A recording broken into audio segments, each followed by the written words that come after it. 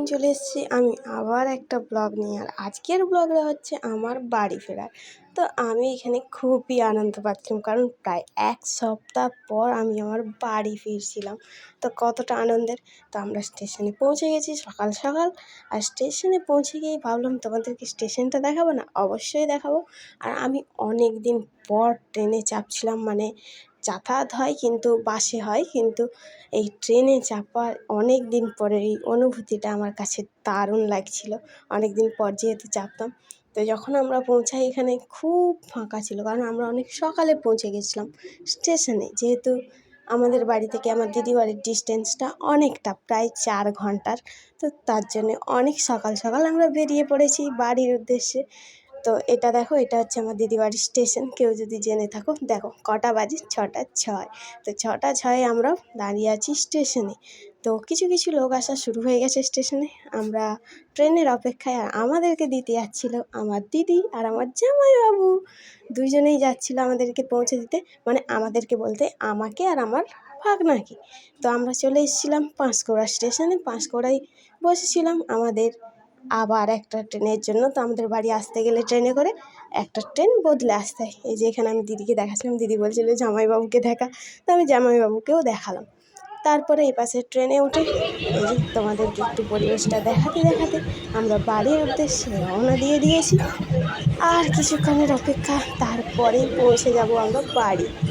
তো এখানে দেখাচ্ছিলাম কত সুন্দর লাগছিল ট্রেনটা আস্তে আস্তে করে যখন স্পিড বাড়াচ্ছিল, খুব ভালো লাগছিল। অনেকদিন পরে চেপেছি, তা আরও বেশি ভালো লাগছিল। তো এভাবেই সৌন্দর্যের অনুভূতি করতে করতে আমরা বাড়ির দিকে পথ চলা শুরু করে দিয়েছি। তো আমরা যাচ্ছি এখন বাড়ির দিকে। আর আমার বাড়ি কোথায় সেটাও জানতে পারবে, অপেক্ষা করছো তো? অবশ্যই জানি তোমরা অপেক্ষা করছো। এটা দেখো, এটা আমাদের কাঁসাই নদীর উপর দিয়ে যাচ্ছিলাম যখন, তখনের কিছুটা মুহূর্ত আমি তুলেছিলাম তোমাদের জন্য। তো এই সিনটা কিন্তু খুব সুন্দর লাগছে, মানে ক্যামেরায় যতটা না সুন্দর লাগছে, নর্মালি দেখতে কিন্তু আরও সুন্দর লাগে। এখান থেকে দেখো আমি ক্যাপচার করছিলাম, আর ওপাশ থেকে আবার একটা ট্রেন আসছিল, তো আমি পুরোটাই ক্যাপচার করে নিয়েছিলাম। তো আজকের ভিডিওটা বেশিক্ষণের নয়, এইটুকুই। যদি ভালো লেগে থাকে অবশ্যই লাইক, কমেন্ট, শেয়ার, এবং যারা নতুন হবে অবশ্যই সাবস্ক্রাইব করে দিও। দেখা হবে আবার অন্য ব্লগে। ততক্ষণের জন্য টাটা। সবাই ভালো থেকো, সুস্থ থেকো, আর আনন্দে থেকো, ঠিক আছে? তো আমি এখানে পৌঁছে গেছি। দেখাচ্ছি অস্থির হচ্ছে কেন? স্টেশনের নাম অবশ্যই দেখাবো। তো যাচ্ছি ধীরে ধীরে। এই দেখো, দেখতে পেয়েছো তো? প্রপার বাড়ির ঠিকানা তো আর দিলাম না। তো এখানে একটা পুচকি এসে গেছিলো আমাদের বাড়িতে। আর এই যে পুচকিটার সাথে আমি বক বক করছিলাম, এসেই দেখি বসে আছে অপেক্ষায়। তো এই পুচকিটার সাথে বকবক করে দিনটা কাটিয়ে ফেললাম আজকের। তো আজকের জন্য এইটুকু, টাটা। দেখা হবে অন্য ব্লগে।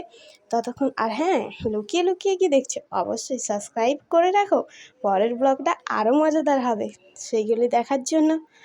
ওকে, তুল একটু হাসিটা দেখা, আরেকবার আরেকবার হাসিটা দেখা, হাসিটা দেখা আরেকবার। কর